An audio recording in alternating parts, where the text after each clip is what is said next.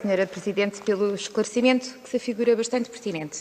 Quero, naturalmente, saudar a Senhora Ministra e o Senhor Secretário de Estado e, naturalmente, quem acompanha. Muito obrigada pela sua presença aqui, que é muito importante, tratando-se de um Ministério que tem, naturalmente, quero dizer, uma relação muito especial com a aplicação do PRR, nomeadamente naquilo que se afigura um desígnio nacional, que é exatamente a coesão territorial, e sendo este um instrumento privilegiado para o atingirmos.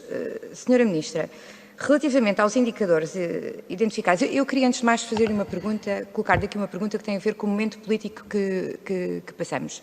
Senhora Ministra, tem sido muito falado do risco de não aprovação do Orçamento de Estado, nomeadamente no que concerne à implementação do PRR e os prejuízos que daí advirão para o país com a não aprovação do Orçamento e com o impacto direto neste instrumento que se afigura de grande utilidade para o país. E eu queria perguntar-lhe diretamente quais são as repercussões diretas e imediatas da não aprovação do Orçamento de Estado no que concerne à execução do PRR.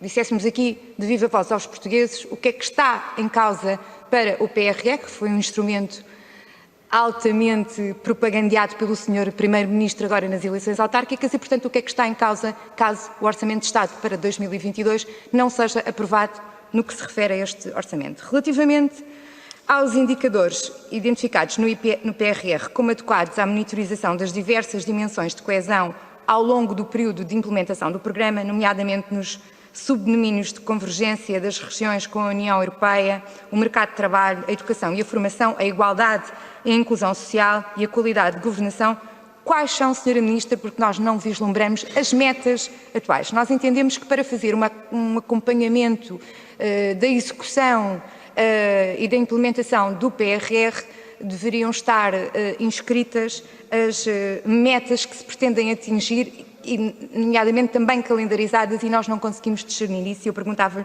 quais são exatamente as metas a que nos dispomos. Depois, queria perguntar também que o PRR, através de respostas sociais previstas, garantirá um aumento da capacidade de resposta às necessidades de integração dos mais jovens, às necessidades e cuidados dos idosos e daqueles que carecem de cuidados continuados, isto é dito, bem como das pessoas com deficiência, que contribuirão para a redução das desigualdades sociais, contribuindo também para uma sociedade mais justa e equilibrada. Dito isto, estamos todos de acordo, mas gostaríamos de saber em concreto, Sra. Ministra, de que aumento de capacidades de resposta em concreto é que se trata no que concerne a estes equipamentos, nomeadamente cuidados continuados e de outros de proteção às pessoas com deficiência, atinentes a resolver as desigualdades sociais. Depois, queria perguntar-lhe também, Sra. Ministra, porque, da sua intervenção inicial, pareceu-me absolutamente muito claro que contam com os municípios como no interior como absolutos. Aliás, a Sra. Ministra disse isto aqui mesmo no Parlamento em abril, que são os executores, principalmente no interior, primordiais do PRR. E eu perguntava-lhe o que é que está a ser feito para mobilizar esses executores, porque se a implementação do PRR deles depender, e compreendemos que assim seja, que tenham um papel essencial, no caso do interior, então terão seguramente,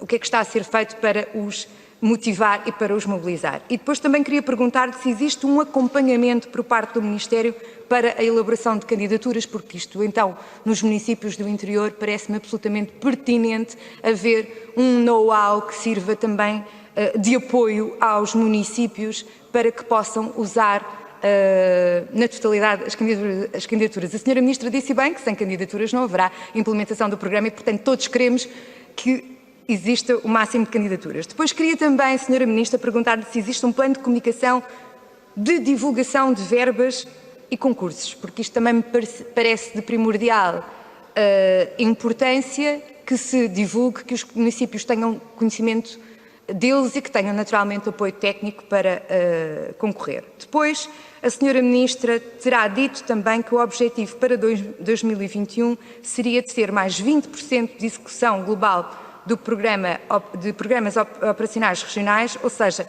passar para 60%, e nós estamos exatamente a 2 meses do final do ano, ou seja, da meta definida, e eu gostaria que a Sra. Ministra se nos pudesse trazer aqui qual é a taxa de execução global atual. Se foram ou não foram abertos os avisos de 250 milhões de euros no final de abril, tal como foi preconizado, e quanto desse valor é que foi atribuído até ao momento por rubricas, nomeadamente equipamentos de saúde, infraestruturas escolares, equipamentos sociais e regeneração urbana. Se tiverem condições, Sra. Ministra, gostaríamos que nos trouxesse essa informação. E para terminar, gostaria só de deixar aqui esta nota, que é muito difícil, e da parte da Sra. Ministra também vai ter que fazer essa avaliação: como é que se pode avaliar um programa e a execução de um programa com a ausência total de metas definidas e calendarizadas? E parece-me isto uma preocupação muito pertinente trazer aqui. Muito obrigada, disse.